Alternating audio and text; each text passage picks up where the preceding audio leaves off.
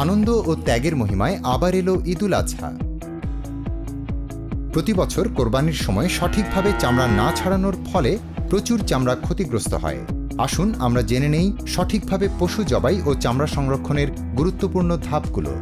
পশু জবাইয়ের সময় ধারালো ছুরি ব্যবহার করতে হবে। জবাইকৃত পশুর বুকের চামড়া সোজা ও ধারালো ছুরি দিয়ে কাটিং লাইন মেনে চিড়ে ফেলতে হবে। চামড়া ছাড়ানোর সময় খেয়াল রাখতে হবে যাতে চামড়ায় কোনো ক্ষত বা ফ্লেকাট না হয়। ছুরির মাথা মাংসের দিকে রেখে চামড়া ছাড়ালে ফ্লেকাট এড়ানো সম্ভব।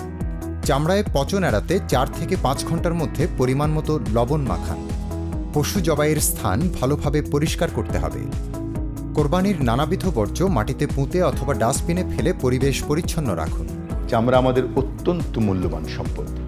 আমাদের খুবই সাবধানতার সঙ্গে খেয়াল রাখতে হবে যেন ছুরির একটু খোঁচায় এই মূল্যবান সম্পদ নষ্ট না হয়ে যায়।